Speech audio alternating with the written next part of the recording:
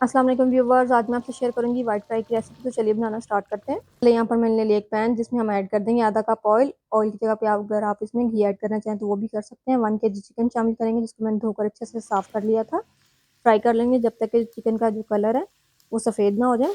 यहाँ पर चिकन का कलर चेंज हो गया। 1 टेबल स्पून हम इसमें अदरक लहसुन का पेस्ट शामिल करेंगे और इसको अच्छे से चिकन के साथ फ्राई कर लेंगे ताकि जो अदरक लहसुन का कच्चापन है वो भी खत्म हो जाए, स्मेल भी खत्म हो जाए। 3 मिनट बाद यहाँ पर हम इसमें ऐड करेंगे एक बड़ा प्याज लेकर उसको मैंने पेस्ट बना लिया था, इसको शामिल करेंगे। प्याज यहाँ पर आपने ज़रूर ऐड करना है, इससे ग्रेवी काफ़ी अच्छी बन जाएगी। प्याज को ऐड करने के बाद आपने चिकन के साथ इसको अच्छे से फ्राई कर लेना है ताकि जो प्याज का कच्चापन है वो ख़त्म हो जाए।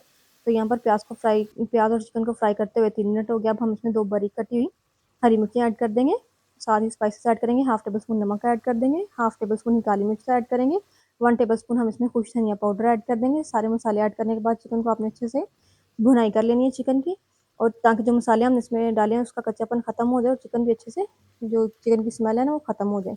और यहाँ पर जब भी आपने मसाले ऐड करने हैं उनको घर पर आपने लाकर पीस कर इस्तेमाल करना है। उनकी जो खुशबू और फ्लेवर है वो बहुत ही अच्छा आता है।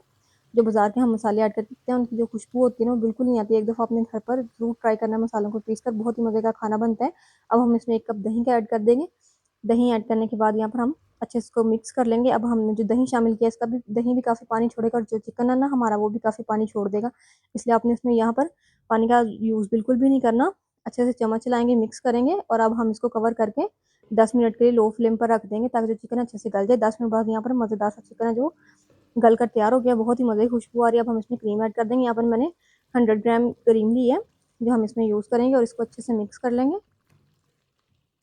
चिकन को मिक्स करने के बाद अब हम इसको 5 मिनट तक पका लेंगे ताकि जो चिकन है वो सारा ऑयल छोड़ दे। देखें 5 मिनट बाद चिकन बिल्कुल तैयार हो गया। अब हम इसको गार्निश करेंगे अदरक से और हरी मिर्ची भी ऐड कर देंगे। बहुत ही मज़े का ये चिकन बनकर तैयार होता है। आप लोगों ने भी ज़रूर ट्राई करना, मुझे कमेंट्स में बताना कि आपको मेरी रेसिपी कैसी लगी। दोबारा मिलेंगे एक नई और ज़बरदस्त रेसिपी के साथ, तब तक के लिए मुझे दीजिए इजाज़त।